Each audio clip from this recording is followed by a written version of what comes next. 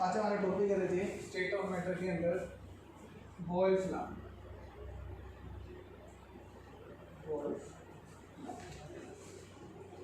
हम इसका गैसेस वाला पार्ट पढ़ रहे हैं। अब गैसेस में आपके पास अलग अलग लॉ रहेंगे। इसमें सबसे पहले बोलेगा आपको गैस लॉ, ये गैसेस लॉ, गैस लॉ बोलेगी। गैस लॉ में आपके पास देखो जनरली गैसेस में तीन फैक्टर मिलेंगे आपको। एक प्रेशर होता है, वॉल्यूम होता है, टेम्परेचर होता है और एन क्या होता है, नंबर ऑफ मोल्स। किसी भी गैस में ये चार फैक्टर जो होते हैं बहुत ही इंपॉर्टेंट होते हैं। आपके पास प्रेशर, वॉल्यूम, टेम्परेचर और नंबर ऑफ मोल्स कहते हैं। ठीक है जी। अब कहते हैं कि हमें इन सभी में अलग अलग रिलेशन निकालना है। आपसे जैसे बोलेगा, अब देखो आपके नंबर ऑफ मोल्स सभी गैसेस के सेम होते हैं, सेम ऑफ ऑल गैसेस। सारे गैसेस के नंबर ऑफ मोल्स सेम रहते हैं। और कितने होते हैं वो 6.022 10 की पावर 23 एवोगैड्रो नंबर सभी गैसेस के। मान लो जो आपसे बोलेगा एक मोल हाइड्रोजन गैस के नंबर ऑफ मोल्स कितने होते हैं, इतने ही होते हैं। ठीक है, कोई भी गैस लोगे तो अनब के नंबर ऑफ मोल्स इतने ही रहेंगे। ओके, अब मेन रहता है ये तीन फैक्टर, प्रेशर, वॉल्यूम, टेम्परेचर। आपसे पूछेगा अगर मैं टेम्परेचर कांस्टेंट रख दूं तो प्रेशर और वॉल्यूम पे क्या इफेक्ट आएगा, अगर मैं प्रेशर कांस्टेंट रख दूं तो वॉल्यूम टेम्परेचर पे क्या इफेक्ट आएगा, अगर मैं वॉल्यूम कांस्टेंट रख दूं तो टेम्परेचर और प्रेशर के ऊपर क्या इफेक्ट आएगा। तो यही सब चीज़ें हमने लॉ के थ्रू पढ़नी। ठीक, तो जैसे इसमें सबसे पहले लॉ है आपके पास बॉयल्स लॉ। इसमें बोलेगा आपके पास the temperature remain constant, the volume of a given mass of a gas, the temperature remain constant। इसमें टेम्परेचर क्या होता है, कांस्टेंट होता है। Temperature remain constant, the volume of a given mass of a gas is inversely proportional to its pressure। The volume of a gas is inversely proportional to its pressure। इसमें mathematical mean ज़्यादा रहेंगे। कहते हैं जी आपके पास अगर मैं temperature को constant रख दूं, ठीक है, तो बताओ प्रेशर और वॉल्यूम का क्या इफेक्ट होगा। ये बोलते हैं जी एक दूसरे के बिल्कुल अपोजिट होगी, इनवर्सली प्रोपोर्शनल होगी। करके देख भी लेते हैं।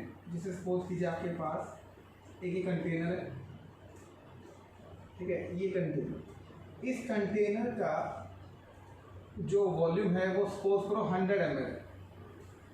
कितना है ये, 100 ml है वॉल्यूम। इस पे मैंने प्रेशर लगाया हुआ सिर्फ 1 एटमॉस्फेयर। अगर मैं 1 एटमॉस्फेयर प्रेशर लगाता हूँ तो वॉल्यूम कितना होगा, 100। तो अब सपोज करो मैं मान लीजिए मैं प्रेशर बढ़ाता हूँ, मैंने प्रेशर डबल कर दिया, तो अब गैसेस कंप्रेस हो जाएंगी कि वैसे रहेंगी, कंप्रेस हो जाएंगी। तो कहते हैं जी अगर मैं प्रेशर बढ़ा देता हूँ, डबल कर देता हूँ, डबल कर दिया तो वॉल्यूम आधा रह जाएगा। अब 2 के केस में कितना रह जाएगा, 50 ml ही रह जाएगा।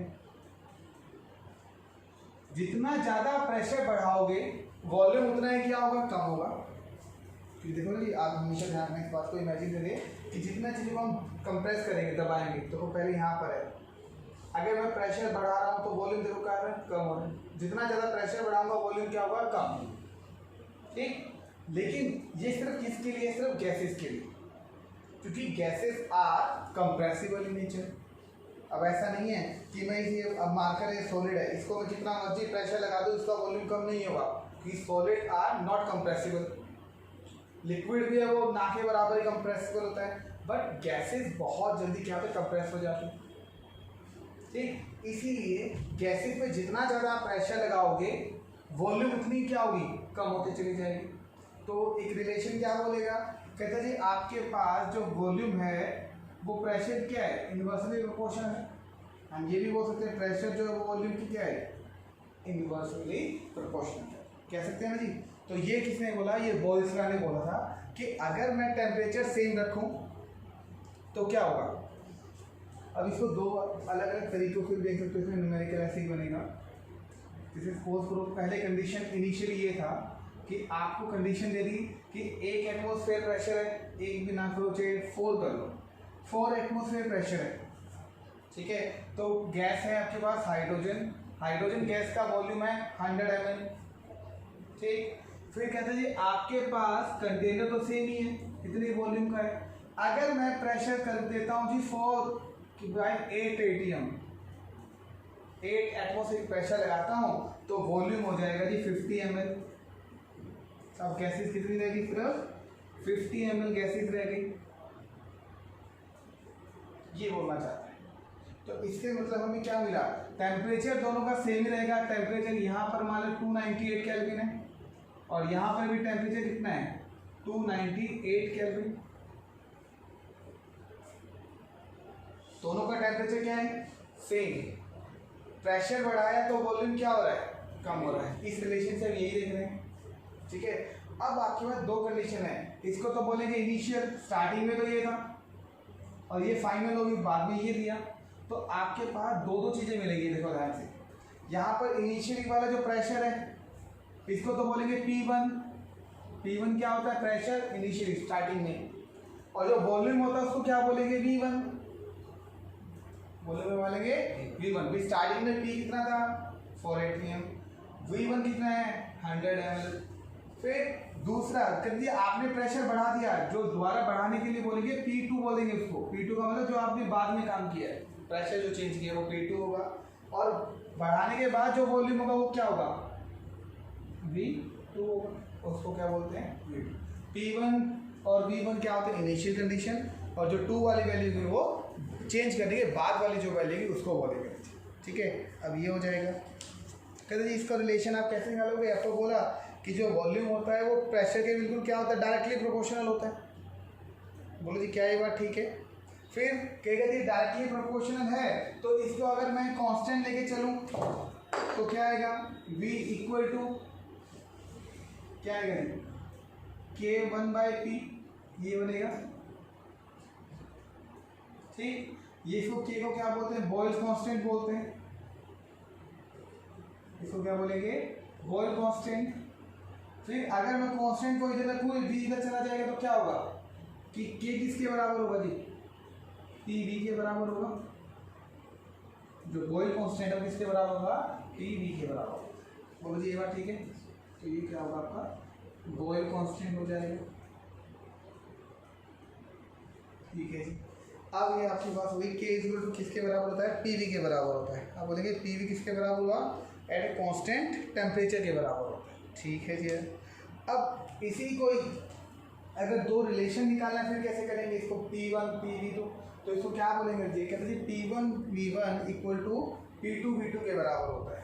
हम बोलेंगे बॉयल्स लॉ के लिए P1 V1 equal to P2 V2 के बराबर होता है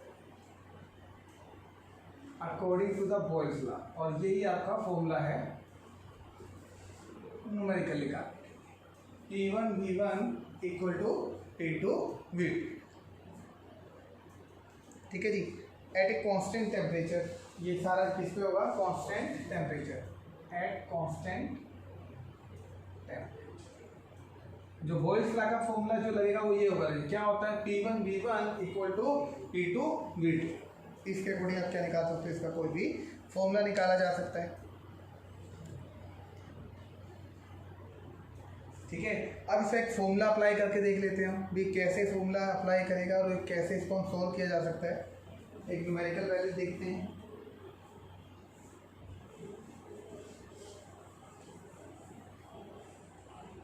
ताकि आपको सॉल्व करना भी आए कि हम सॉल्व कैसे करेंगे। जैसे आप एक वैल्यू लिखो, a vessel of 120 ml capacity, a vessel of 120 ml capacity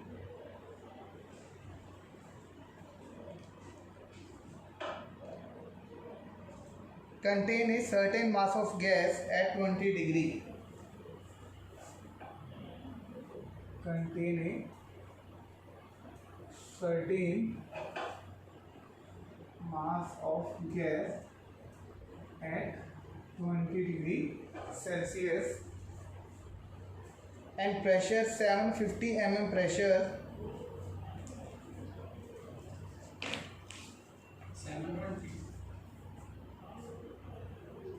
and 750 mm pressure, the gas was transferred to a vessel whose volume is 180 ml. Calculate the pressure of gas. Calculate the pressure of gas. आपको gas का pressure बताना है। कैसे solve करेंगे? सबसे पहले आपको एक स्टेटमेंट को ढंग से पढ़ना है। कहते हैं आपके पास एक 20 ml का 120 ml गैस है कंटेन ए वेसल ऑफ 120, यानी कि आपके पास एक 120 यानी कि इसके वॉल्यूम कितना है पूरा, ये 120 ml का क्या है, एक बर्तन है कोई भी, ठीक है। Capacity gas 13, mass of A gas, ठीक है, ये वॉल्यूम है। तो ये वॉल्यूम क्या हुआ V1, ठीक। टेम्परेचर कितना है 20 डिग्री, यानी कि इस 20 डिग्री का हमेशा इसमें कन्वर्ट करना आपने केल्विन के अंदर। कितना ऐड कर दो इसमें, 373 कितना आएगा, 293 आ जाएगा। चलो जी, एक का कह रहे ये आपका 120 ml वॉल्यूम था गैस का। अब इतने इसके कैपेसिटी में बर्तन कितना है 120 ml का, इसमें गैस भरती है, इसका वॉल्यूम कितना हुआ, कहता वॉल्यूम है जी आपकी इसके गैस का वॉल्यूम मिलेगा आपको 750 mm, यानी कि ये क्या हुआ P1, ठीक है। इतने बर्तन में अगर मैं गैस फिल करूँगा 120 ml के बर्तन में, तो गैस का वॉल्यूम होता है, प्रेशर होता है 750 mm, टेम्परेचर इतना ही। फिर आगे देखो, the gas was transferred to a vessel whose volume is 180, यानी कि अब मैंने ये गैस 180, ये 120 छोटा बर्तन था, गैस इतने ही है, सेम ही एक वॉल्यूम। अब ये मैंने क्या किया, इसके अंदर डाल दिया गैस, मैंने इसके अंदर डाल दी। तो अब कहते हैं जी अब इसका प्रेशर बताओ कितना होगा। अब आपके पास, और इसका वॉल्यूम कितना है पूरे बर्तन का 180 ml, यानी कि ये क्या है आपके पास V2, बर्तन छोटा था V1 होगा, बाद में बड़ा बर्तन ले तो उसका वॉल्यूम क्या होगा V2 हो जाएगा। अब आपको क्या बताना है, इसमें प्रेशर कितना होगा, थोड़ा आइडिया बताओ। जो P2 निकालना है जी आपने, P2 जो है वो 750 से कम होगा कि ज़्यादा होगा, कम होगा, क्योंकि वॉल्यूम बढ़ गया तो प्रेशर क्या हो जाएगा, कम हो जाएगा, ठीक है। आपको यही निकालना था। अब देखो ध्यान से, इसने बोला कि आपके पास constant temperature at gas at 20 degree Celsius, ये भी 20 डिग्री सेल्सियस ही है। अब आप खुद थोड़ा दिमाग लगाना, जो चीज़ कांस्टेंट है ये भी 20 डिग्री, ये भी 20 डिग्री, मतलब क्या हुआ कि यहाँ पे टेम्परेचर कांस्टेंट है, और जब भी आपको लगे टेम्परेचर कांस्टेंट तो कौन सा ला लगेगा, बॉयल्स ला लगेगा। दिमाग में आया, जैसे ही बॉयल्स ला लगेगी तो आपको दिमाग में अच्छी फॉर्मूला ही होता है P1 V1 equal to P2 V2। फिर आपको दूसरा काम ये चेक करो, स्टार्टिंग में P1 कौन है, P2 कौन है, V1 कौन है, V2 कौन है, चार चीज़ें, चारों से एक निकालनी है, 3 दी होगी। आपको क्या क्या दिया हुआ है जिसमें बोलो, P1 V1 और P2 सब दिया है, तो आपको निकालना क्या है, P2 निकालना है। जब आपको P2 निकालना तो क्या आएगा, ये V2 इधर आ जाएगा, तो फॉर्मूला क्या बनेगा ये P2 का, P1 V1 equal to V2, यही होगा। फिर P2 निकाल लेंगे, V1 कितना है, P1 कितना है हमारे पास 750, V1 कितना है हमारे पास 120, और आपके पास V2 कितना है 180। इसको आप सोल्व करोगे तो आपका P2 यानी प्रेशर ऑफ सेकंड वॉल्यूम आ जाएगा जी, प्रेशर ऑफ सेकंड कंटेनर का आ जाएगा आपके पास। कितना आएगा जी इसका वॉल्यूम बोलो, ये आएगा जी आपको कैलकुलेट करने के बाद 500 mm आ जाएगा, ये आपके पास 500 mm आ जाएगा। यानी कि देखो जी पहले का कंटेनर का 750 और बाद में कम नहीं होगा ना, वॉल्यूम बढ़ा तो कितना आया 500 mm। तो ऐसे आपको पेपर में न्यूमेरिकल दिया होगा कि आपको देख के बताना है कि कौन सी वैल्यू इसके साथ क्या पुटअप करती है।